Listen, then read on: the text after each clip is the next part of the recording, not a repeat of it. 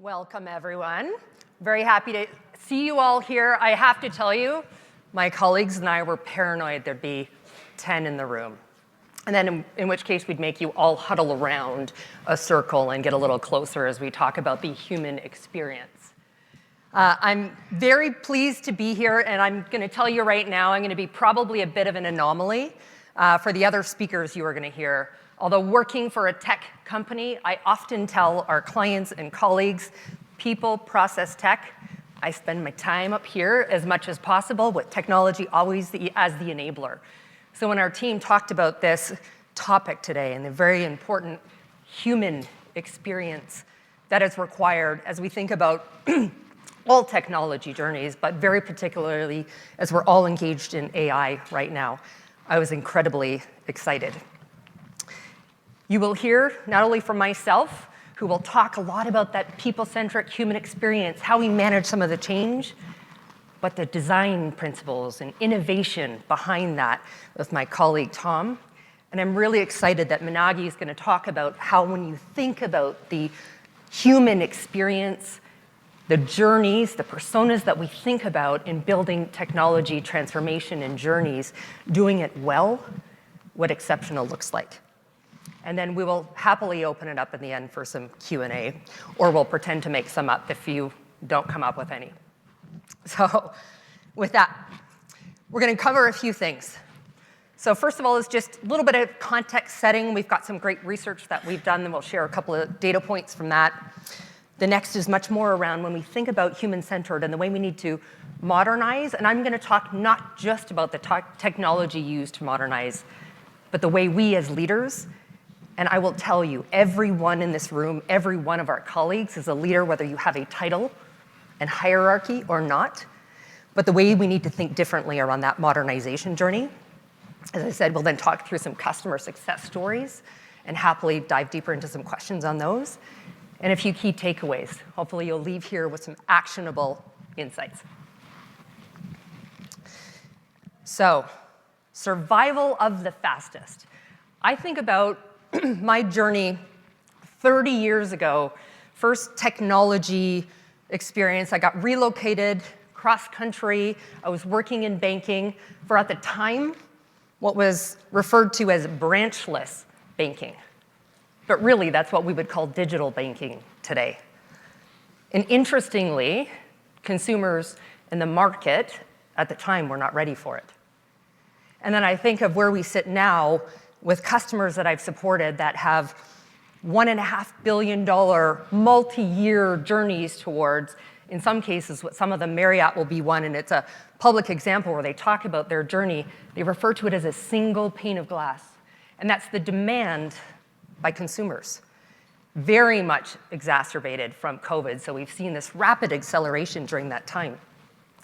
And when we think about AI in particular, you'll see some of the statistics around this.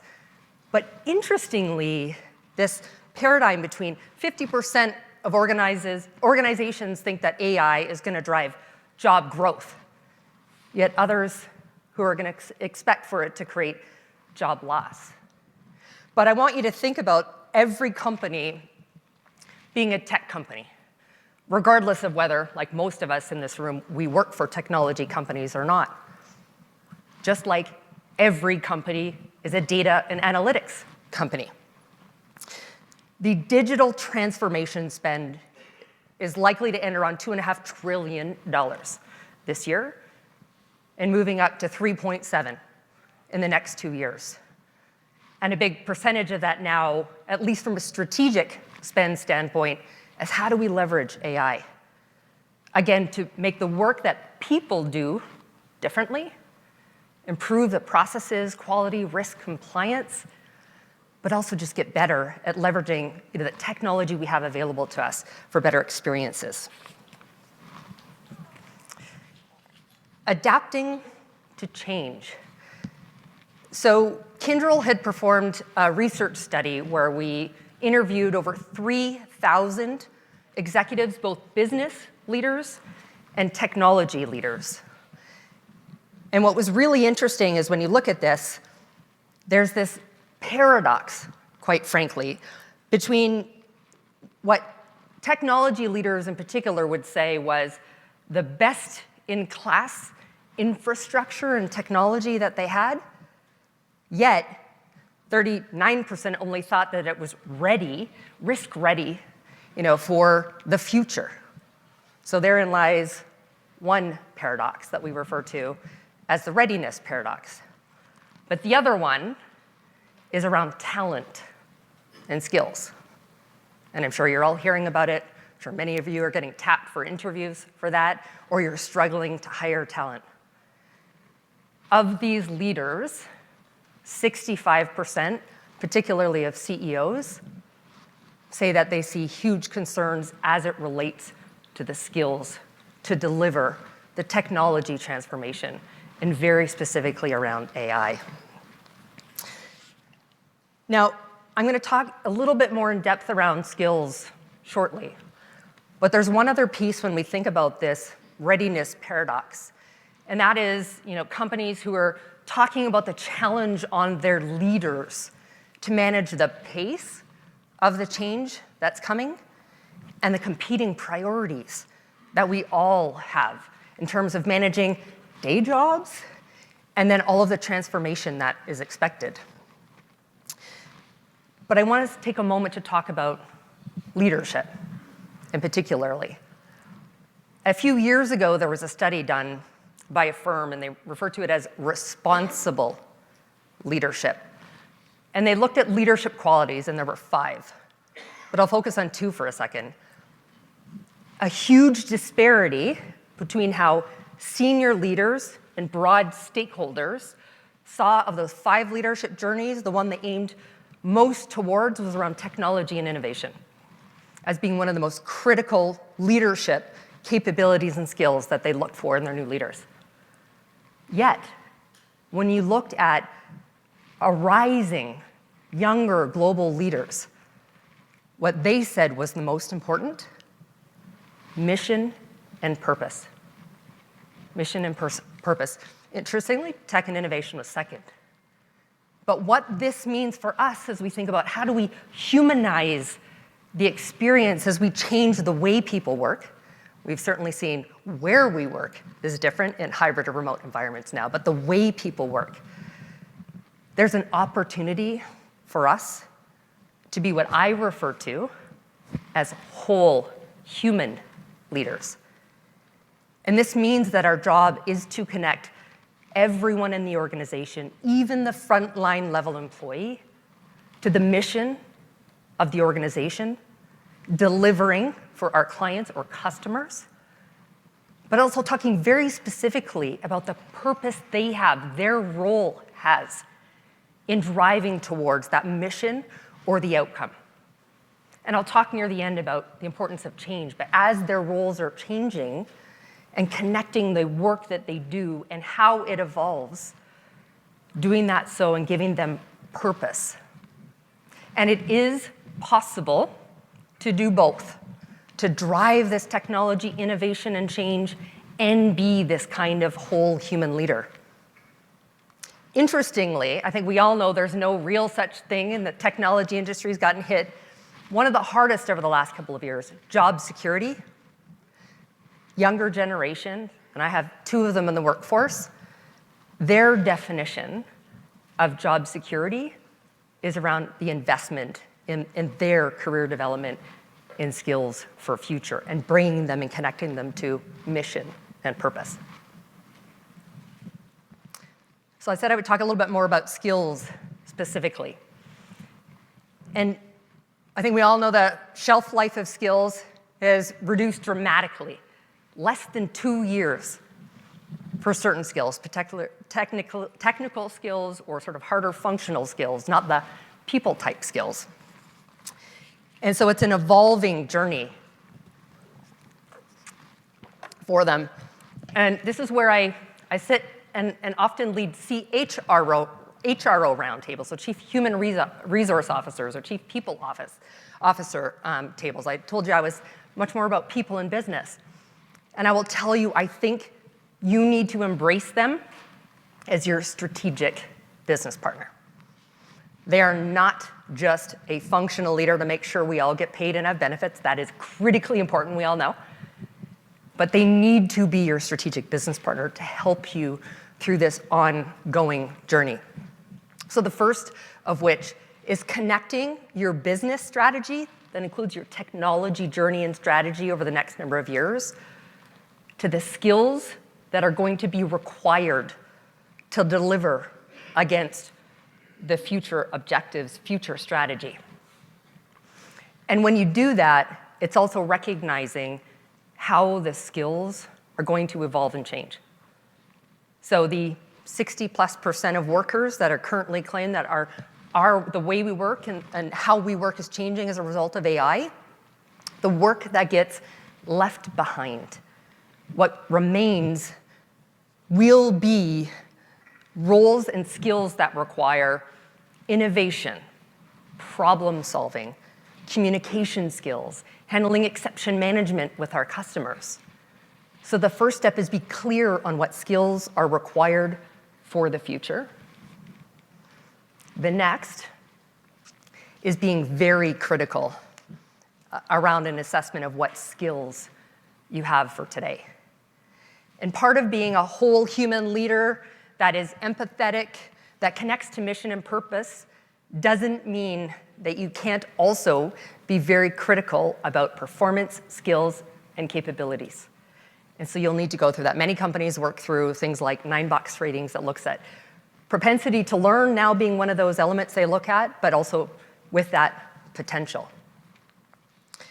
Then the third step in that is actually applying what you need with what you have to what I actually refer to as the 7 Bs when it comes to assessing your talent.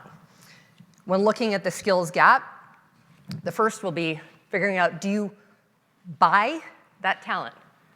Right? So are you going out and hiring that talent? Or do you just borrow it? So gig workers, contingent workers. Do you want to look at that? Do you look at binding talent? And this is where you think really strategically about those who have propensity to learn and applicability of certain skills or within certain industries that could move across. This helps retain talent by creating skills path and opportunity for them. The next B, bots. So what do we look to automate within that? What can we look to automate? The one related to the critical assessment of talent. Who do you need to bounce out of the organization? And then all of that requires, I think I'm missing one B, buy, borrow, bind, bounce, build. Are you going to train up your talent? So hard, but again, if you're on a multi-year journey, is definitely a path as you look at what gets automated and who can move forward. But the 7th B, is what's the balance between all of those? So again, this is where you as a leader deeply connected and understand the people around you, their journeys, and you work very closely with your HR partners to help you along this path in terms of assessing the skills that are required. With that, I'm going to pass it to my colleague Tom, who's going to take all of that and talk about designing human experience. Thank you very much, Victoria. Excuse me. So we were all having the debate, are we going to sit or are we going to walk around? But for Victoria, so we had to get our steps in. So that's it. If I can just maybe, before I get to what I have on the slide, I want to just plant 2 thoughts. I'm actually going to ask a question, right? The people, you'll remember on one of the earlier slides, the 36% of leaders who thought that they had the skills they needed for the future.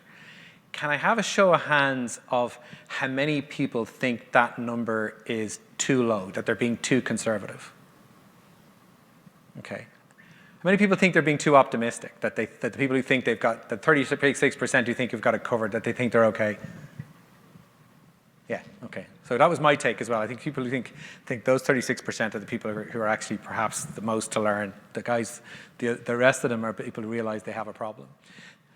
So the other thing I want to just plant with you as a thought as I go through my section of the presentation here is this. In a world where you can build almost anything ridiculously quickly, certainly anything that can be built with software, my contention here is you need to be making really careful decisions about what it is that you build. right? And that's what's at the heart of how I see the role of design in this rapidly evolving world of AI. So a little bit of background on myself is that I am a person who spent the last 40 years of my career in technology in various roles, but I am not a technologist. But I'm a person who's always been in a role where I was somehow bridging between the needs of a business and the capability of a technology. And that came to something of a peak in the last few years where I became very involved in the use and the application of design skills in our business. In our ancestor company before we spun into becoming Kyndryl, and more recently in Kyndryl, and helping establish a business unit we call Kyndryl Vital, which is our design and co-creation capability, which is expanding within Kyndryl. And at the heart of that capability is this idea that the design profession and what people talk about experience is actually becoming ever more important in the application of technology. So it's about this very significant investment in a very particular set of skills in the technology space, which is all about the application of that technology, not necessarily the essence of that technology. And Kyndryl Vital has been deliberately kind of anchored around these design professionals because actually we think it's really important for us to focus on things like human-centric. It's very important for us to focus on open collaboration because people have different ways of working, but also on this idea of being future-focused, right? So as I go through this, I'm going to come back to that future-focus piece again and again. So what's the role of design, loosely speaking, or experience skills in the context of AI? The very first thing that we think about is this idea of understanding, right? So what does it mean to really understand the outcomes and the experiences that we are trying to create and serve for our customers? And I was really struck by Victoria's comment about her history in branchless banking. I was speaking to the CTO of a major European bank the other day, and actually you can find he makes the same remark in a podcast that we did with The Economist, where he talks about the fact that he had to explain to his I don't quite know how old his daughter is, but let's just call it 20, that the bank is not the app, right? Now, there's a lot behind that because actually people's experience now of, that's quite a shift, right? Not that long ago, people were not ready for branchless banking. And we're now actually at a point where there's a generation of people who actually think the bank is the app, right? And that's supported by the payment platforms, the Revoluts of this world, and so on. So that's been quite a change. But it is, if you think about it, what is the experience that we are designing for? And we talk about this idea of curiosity professionalized, right? So we are making a significant investment in skills that are really about deeply understanding what is the problem that you're actively trying to solve. Right? And whether that is patient experience, whether that is the experience of an automobile. If I take the automotive industry, there's the old saying that Henry Ford said that you could have any color you wanted provided it was black.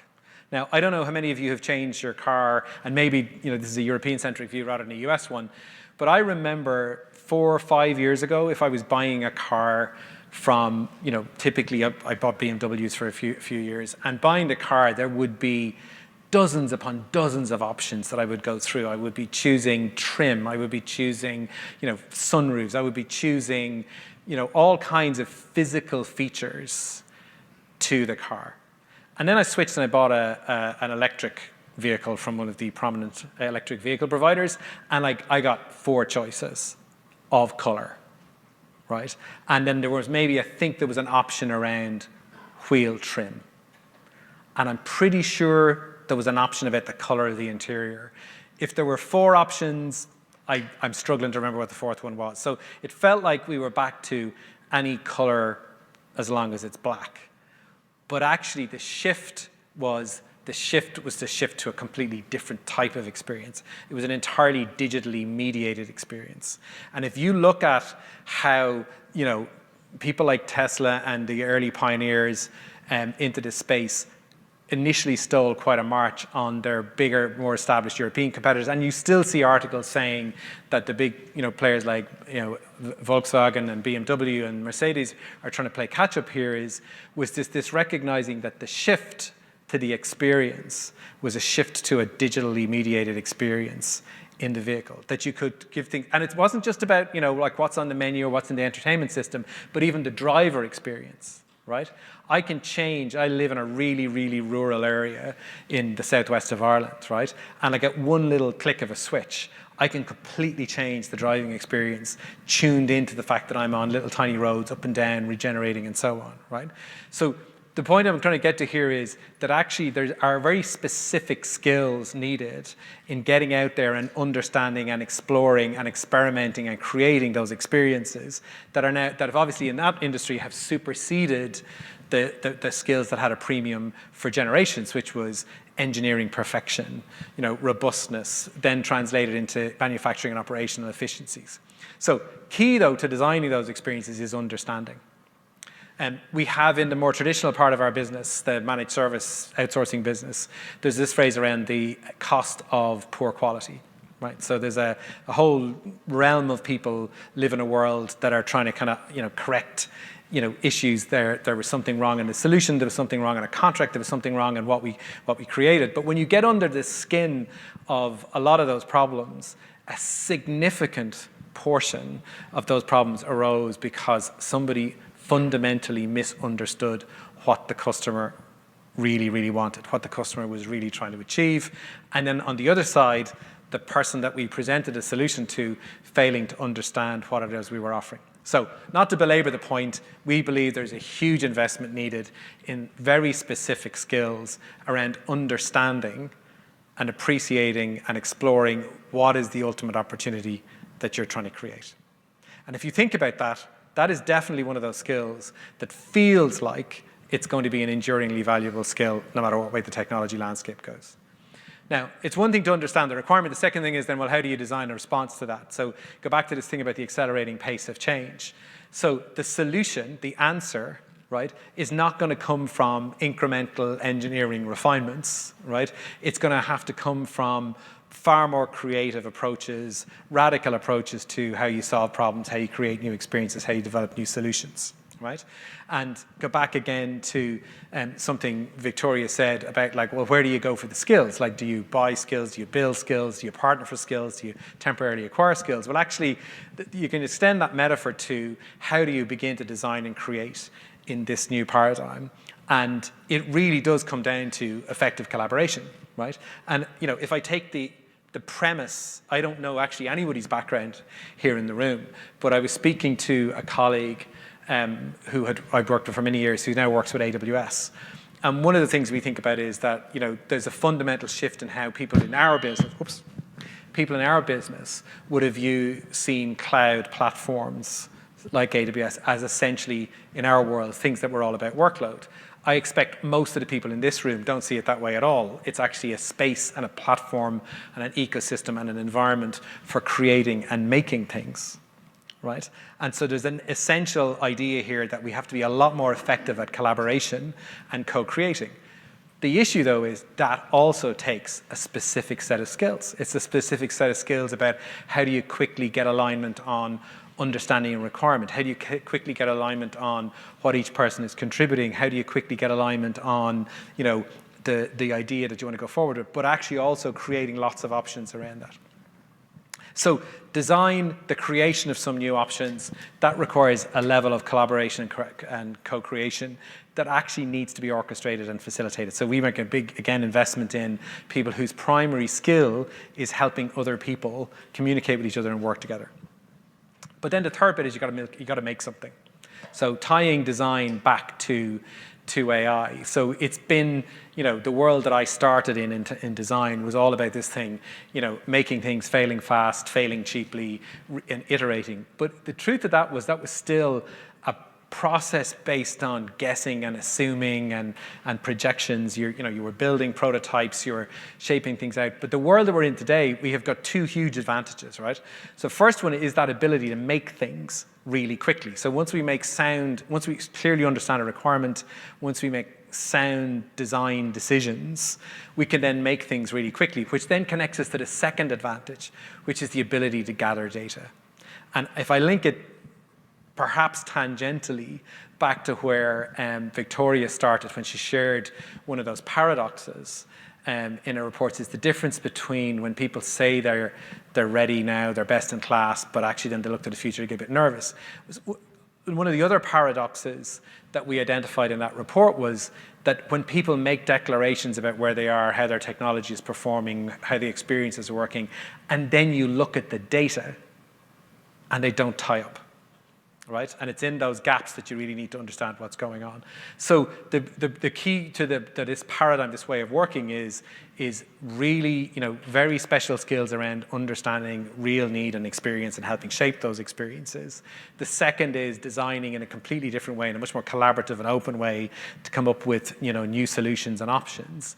And then the third piece is the ability to make things very quickly, but also to be able to actually measure the outcomes and the impacts that you're having. So actually really test those solutions in some meaningful way with data.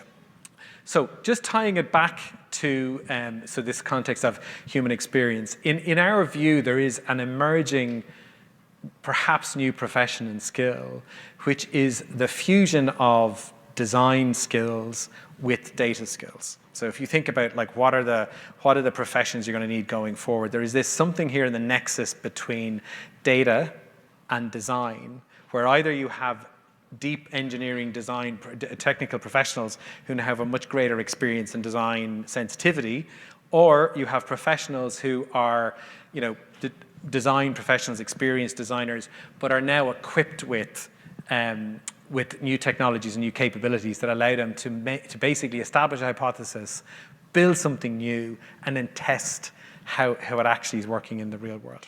Now, so when it comes to those technologies and the things that happen in the real world, I'm now delighted to pass across to my colleague, Managi. And by the way, start thinking about those questions, because we are going to start walking around and tapping people up like a game show for questions. Okay. Oh, wrong way. Oh. Thank you. I'm going to talk about customer experiences, but before we go there, can I ask you a question? How many people have had to call somebody to explain what autocorrect did to your text? Any show of hands? It's happened to me for sure. I'm not the most careful typist. And thank you. At least some hands. Now, at least some people have had that experience. So park that idea to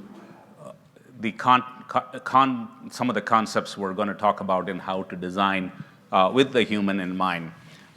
Before we go to AI and designing AI with the human in mind, I want to say that we generally talk about this in the context of AI because designing for AI is new, but it applies to everything we do. The first two customer examples, I have only one customer on the chart, but I'm going to talk to 4 or 5 progressively moving towards AI. So the customer we have here on the chart is the Arizona Department of Transportation. The work we did there was to modernize the Department of Motor Vehicles applications to AWS Cloud. And when you think about the business impact, the humans in that case, it was the citizen experience in the things you do with the DMV, renew your license, change the title of your car, sell a car, buy a car, whatever. But when, it's not the most fun way to spend 2 or 3 hours of your life having to queue up over there or, renew online or have some issues with it. And so working that experience for our customer, the things that we did, I would say, was to think about all the humans. And all the humans in this case would be the dealers who do the title transfers, the financial institutions that provide the loans, and the citizen, and the employees. And all of their experiences had to be factored into the collaborative design model that Tom talked about. You would say there's nothing new about it. It's standard persona listing. But one of the things that we have been trying to do in these modernization projects is to ask the question, is your list of persona more complete? And have you considered all aspects of their experience? Okay, now let's take the thought of migration to cloud and modernization to the next level. And think about moving a mission-critical system in healthcare like Epic to the cloud, which is what we did at Care New England. And when you think about that, the issues that needed to come up in the design were around how many systems do they actually go to for getting all the information that they need? What is the experience of the patient and what is the experience of the provider, be it a nurse or a pharmacist or a doctor? And what are all the interactions that they do, and how do you then improve those interactions in the process of modernizing and migrating to cloud? When we say user experience, we often tend to reduce a lot of it to is it always available and what is my response time? Am I getting my work done quickly? But there is a lot more to the design around what is the information they need and how do they interact with the system. Being a curious person, and having worked with several healthcare customers, and I'm going to do some more on healthcare, I ask every doctor I go to whether they use automated transcription for their notes going into whatever they are doing. And of the 5 doctors that I regularly interact with, only one does it. The other 4 said it's useless. And this doctor said, well, it cuts down on the time I spend after I go back home. And I am good enough with technology that I can dictate into it and review it and fix it. And so you can get a sense of, in terms of the skills that that the medical professionals need and the quality of the technology, regardless of the Gen AI hype you have here, whether that is good enough or not. It gives you a sense of where the technology is in this space. One other way to think about scenarios that we don't think of user experience. If you're doing a mission-critical move to cloud, what is your preparation for making the system available when the organization is under cyber attack and the doctor is performing surgery? That would be a question to answer. And so in one of the cases, the answer was to create a read-only copy of some of the systems that was on different infrastructure so that you could do this. The reason now you can see I'm working my way up to AI examples. Now I'll go to another AWS customer, this time in India. It's Jain University. Their design was to create an online university that will serve 1 million students. Let me just pause there for a second. I'm not aware of any university today that supports 1 million students. And so it is a design problem that I would confidently say there isn't a standard design. You would say, you could look at Udacity or any of the other online learning platforms, but they are not quite universities. They don't really offer every type of degree there is, and they don't really do all of the type of stuff that you need to do. So we picked 3 AI cases to work with them on. One was in IT operations, and can you improve outcomes in response using Gen AI? And that was relatively more easy to bound because it is a small set of operations people that we wanted to impact. And we were able to do that relatively easily. But let's take 2 use cases that would be important for an online university. One of the things that is important in that context, when you have a lot of students and you have a society where there is a lot of pressure on educational qualifications, is the pressure to pass exams. And if you set fairly standard exams and automate the correction, people figure out how to pass the exams by looking at question banks. So you have to, if you're going to do this at million user scale, you have to generate highly personalized exam papers that test the concepts of each student, but are non-replicable. And then you have to correct them. First, one use case. Second use case, you have to, let us take a subject like English or history or any of those where it is not enough to do multiple choice and you really need to see written answers. And can you grade papers, for these sort of scenarios at scale using Gen AI? Did it have all the points that it covered? The answer to that is yes, AI can do the job, But the human experience questions, let's talk about the human experience questions that come into a scenario like this before you can deploy it. How would you convince your students that the grading was fair? And let us say suddenly, because of whatever the students heard, 30% of the students decided they wanted their papers regraded. And you have 1 million students. What would you do? How would you regrade those papers? Would you send it back through the automated engine, or would you need people to do this? And what would be the supervision design for people to do this? And these are not generally, when you allow a teenager like me to design technology solutions without my colleagues here, I don't worry about these things because I'm more worried about the LLM or the training aspects or the testing aspects of it. But when you think about a human design aspect of it, it comes down to, can you ask the right questions?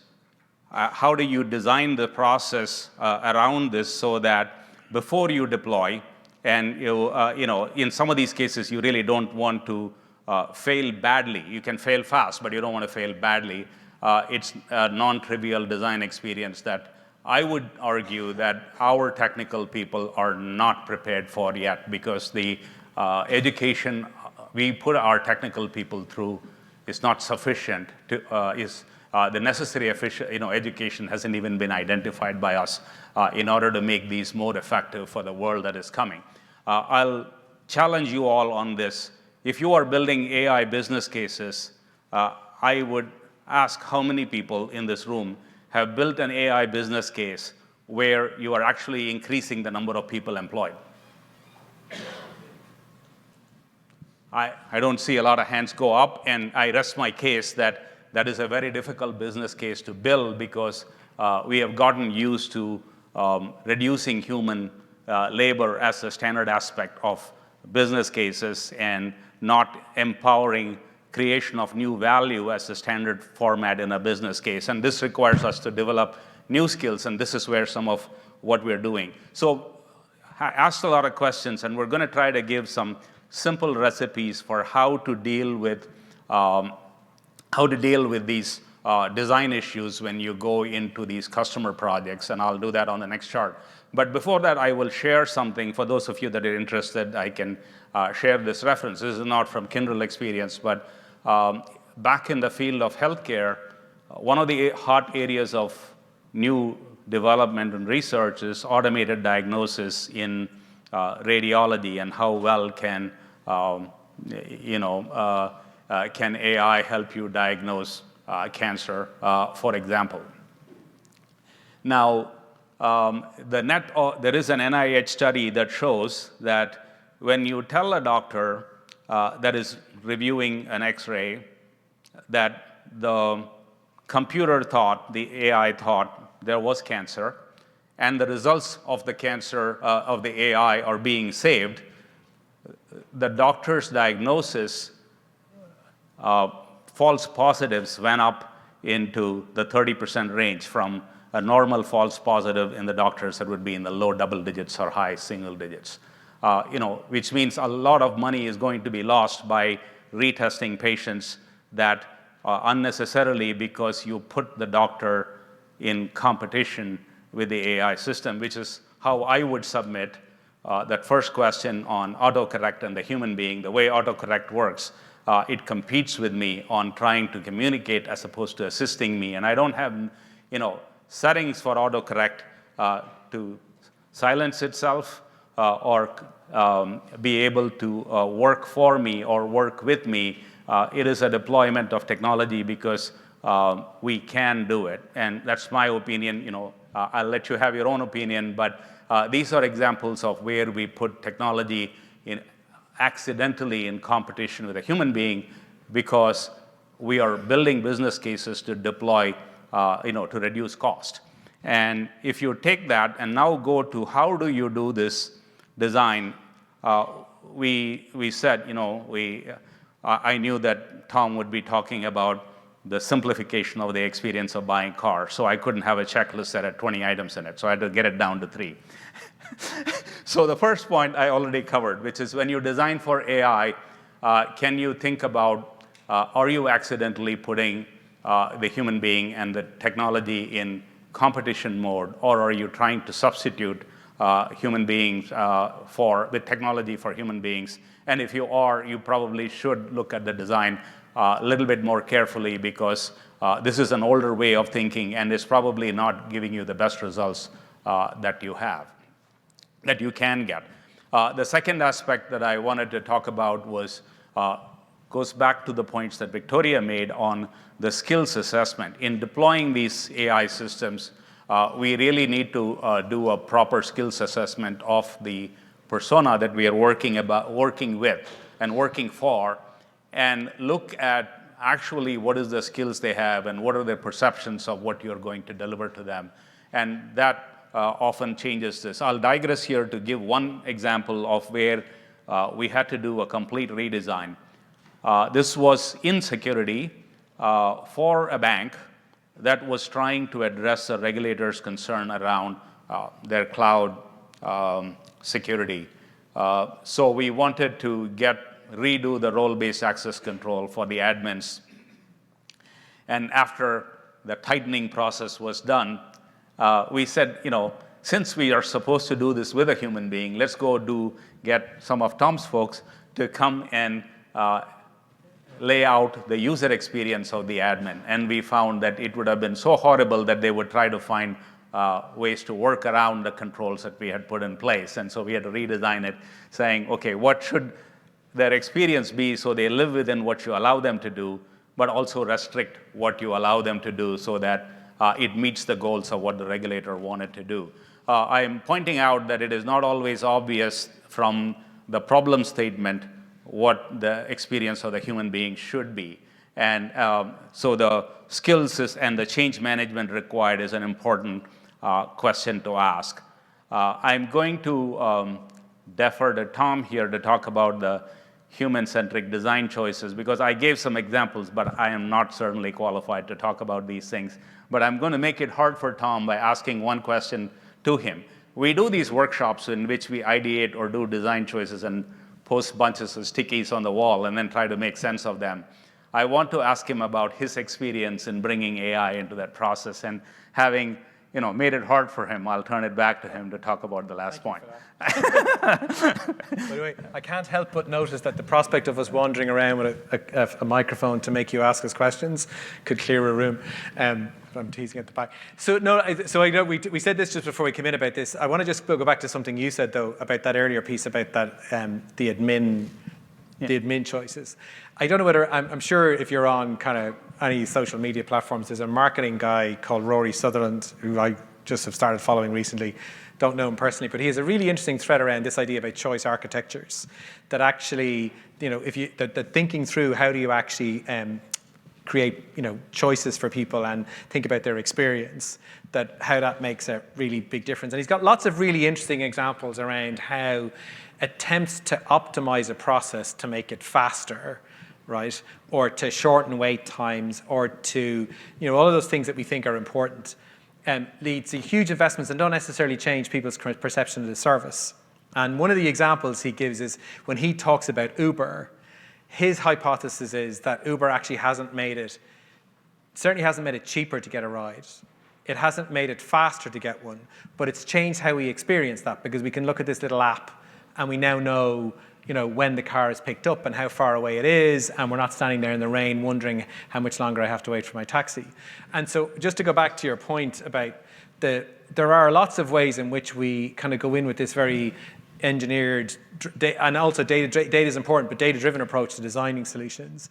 But actually, we don't think through the experience of the actual person involved in the work. The phrase you used, the work that remains. Like, what does the work that remains look like, and what will be the behaviors be around that? But you asked me a specific question, which was around how AI is already working into the design process that we work with. So, prior to COVID, my world was a very, very analog world where we would have brought people into a room for a couple of days to design a new solution, put your phones away, put your laptops away, we're going to work, be very present, we're going to collaborate with each other, and we're going to write things down, and we're going to draw pictures, and we're going to share things with each other, and we're eventually going to get to conclusions.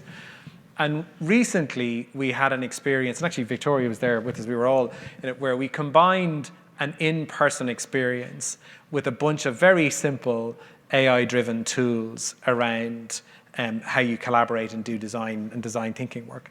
And it's really interesting how relatively small changes in how we did our work had really big impacts, right? So we actually had a setup where we were in a room working together, and we had a little shadow, fancy term might be digital twin. Not sure it was as rich as that. But we had a group of other people who were kind of capturing digitally the things we were working on, and then putting them through an engine to draw conclusions, to feed back into the sessions we were having in the room. And it really was incredible how quickly it got us thinking faster. Like it wasn't about efficiency in terms of saving time or saving costs, but it was allowing us to jump to the next step quicker, which in the analog world would have been a much slower, exhausting process. So even how we do design work, AI is moving into that work. Okay, thank you for spending some time with us. Hopefully it was helpful.